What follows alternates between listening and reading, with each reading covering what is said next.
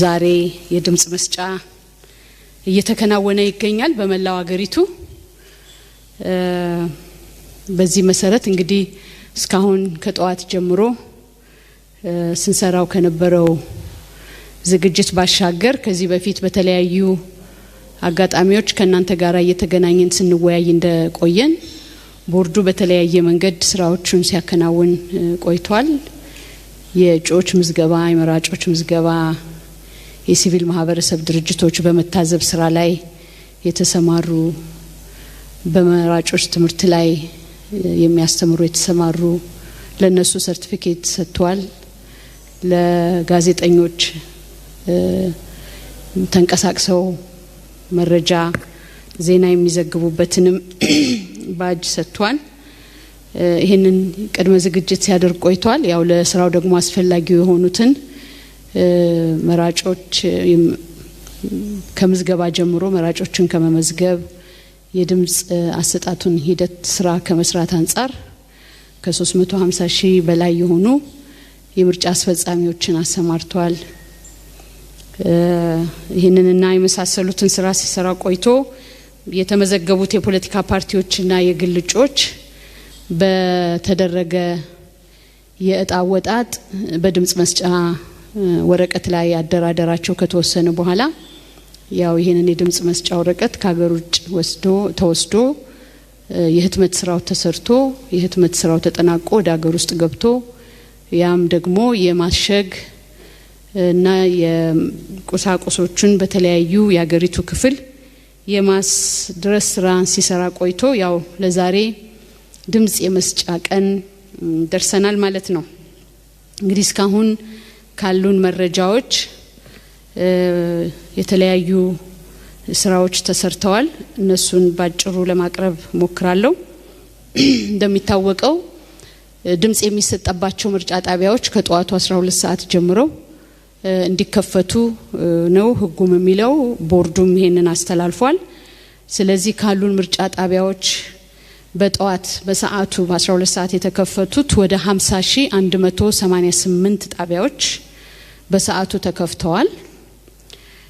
በሰዓቱ ያልተከፈቱም ምርጫ ጣቢያዎች አሉ። እነሱ ወደ 695 የሚሆኑ ምርጫ ጣቢያዎች ከ12 ሰዓት በኋላ ወደ 12 ሰዓት ተኩል 1 ሰዓት እንደዚህ የተከፈቱ አሉ። በጸጥታ ምክንያት ያልተከፈቱ ወደ 143 የሚሆኑ ምርጫ ጣቢያዎች አሉን።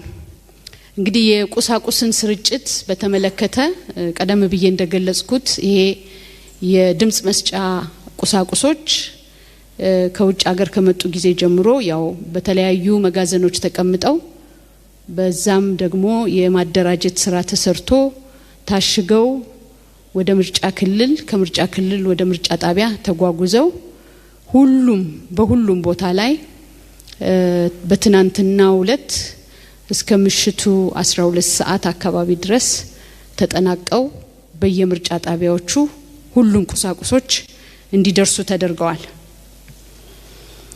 ከዚሁ ጋር እንግዲህ ለዚህ ስራ ሌሎች ከፍተኛ አጋዥና ባለድርሻ አካላት የሚባሉት በተለይ የዚህን የምርጫ ሂደት ነፃ ገለልተኛ መሆኑን ለማረጋገጥ የሚረዱ ወይም የሚያግዙ ትልቅ ኃላፊነት ያለባቸው የምርጫ ታዛቢዎች ናቸው። የምርጫ ታዛቢዎች የተገኙባቸው የምርጫ ጣቢያ ብዛት ወደ 39723 የምርጫ ጣቢያዎች ታዛቢዎች ተገኝተውባቸዋል። ሌላው የፖለቲካ ፓርቲዎች እና የግል እጩዎች የሚያቀርቧቸው ወኪሎቻቸው ናቸው። ስለዚህ ባለን መረጃ የፖለቲካ ፓርቲና የግል እጩ ወኪሎች የተገኙባቸው 41978 ምርጫ ጣቢያዎች ናቸው።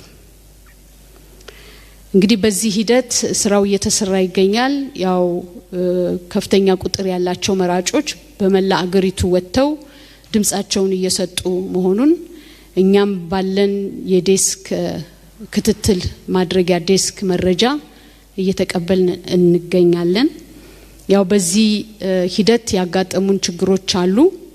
ካጋጠሙን ችግሮች አንዱ በተለይም ከፍተኛ ቁጥር ያላቸው መራጮች ሰልፍ ላይ መሆን ያጋጠመን ትልቅ ችግር ነው። በተለይም የዲጂታል ምዝገባ ባደረግንባቸው ምርጫ ጣቢያዎች ረጅም የሆኑ ሰልፎች አዲስ አበባን ጨምሮ ረጃጅም ሰልፍ እያየን እንገኛለን። እንግዲህ ይሄ የሆነበት ትልቁ ምክንያት እንደምታውቁት በዲጂታል የሚመዘገቡ ሰዎች ወይ ራሳቸውን በራሳቸው በሞባይል አፕ ወይም በዌብ ቤዝድ ራሳቸውን መዝግበዋል። ሌሎቹ ደግሞ በምርጫ ጣቢያ ቦርዱ ባዘጋጀው ታብሌት ተመዝግበዋል። ስለዚህ ለአንድ ምርጫ ጣቢያ የሚመዘገብ ሰው በታብሌትም ሊመዘገብ ይችላል። ሌላው ሰው ደግሞ በሰልፍ ሬጅስትሬሽን በታብሌቱ ሊመዘገብ ይችላል። ስለዚህ የነዚህን ሰዎች ቅደም ተከተል የሚወስነው ራሱ ሲስተሙ ነው ቅደም ተከተላቸው። ነገር ግን ፕሪንት ስናደርገው ይሄንን የመራጮችን መዝገብ ፕሪንት ስናደርገው በአልፋቤት በአማርኛ አልፋቤት እየተከተልን ከሀ እስከ ፐ ድረስ ስንዘረዝር በዛ መንገድ ነው የተዘጋጀው። ነገር ግን እንደ ማኑዋሉ ምዝገባ እያንዳንዱ መዝገብ አስቀድሞ የተሰጠው የገጽ ቁጥር የለውም በሲስተም ስንመዘግብ። ምክንያቱም ሲስተሙ ተራ ቁጥር ይሰጣል። ፕሪንት ሲደረግ እኛ ፕሪንት ባደረግንበት ጊዜ በዛ ጊዜ መራጮች ወዲያውኑ ሲመዘገቡ ካርድ ስለሚወስዱ ካርዳቸው ላይ ያሉበትን ገጽ መጻፍ አንችልም። በማኑዋል ከሆነ ግን ማኑዋል መዝገቡ ላይ ቁጥር ስላለው የገጽ ቁጥር ስላለው አንድ ተመዝጋቢ ሲመጣ በገጽ ቁጥር 17 ተመዝግበሃል ይላል ካርዱ። ለዲጂታሉ ግን እንደገለጽኩት ሲስተሙ ከመዘገበ በኋላ ካርድ ሲሰጣቸው ገጽ ቁጥር ስለማይኖረው ፕሪንት ሲደረግ የገጽ ቁጥሩን ማግኘት አይችሉም ተመዝጋቢዎች ማለት ነው። ስለዚህ አሁን ይሄንን ችግር አይተን ከስር መስመር ላይ ሰልፍ ላይ ያሉትን ሰዎች የተመዝጋቢዎችን ዳታ ይዘን እያጠሩ ስንተኛው ገጽ ላይ እንደሆኑ በካርዳቸው ጀርባ ላይ እየጻፉ የሚሰጡ ለማስተናገድ በፈጣን እንቅስቃሴ መሄድ የሚቻልበትን መንገድ እያመቻቸን ነው። በዚህ አጋጣሚ በዚህ ችግር ብዙ ረጅም ሰዓት ሰልፍ ላይ የቆሙትን መራጮች ይቅርታ መጠየቅ ፈልጋለሁ። ያው የሲስተሙ አፈጻጸም ስለሆነ ይሄ ደግሞ ያው በመራጮች መዝገብ በማኑዋል ባለመመዝገቡ አስቀድሞ የገጽ ቁጥር ለመያዝ ባለመቻሉ የተፈጠረ ነው። ግን በፍጥነት እየፈታን ለመሄድ እንሞክራለን ማለት ነው። ሌላው ያጋጠመን የጸጥታ ችግር ያጋጠመን አካባቢዎች አሉ። በዚህም ምክንያት የድምጽ አሰጣጥ ሂደቱ የተቋረጠባቸው ምርጫ ክልሎች አሉ።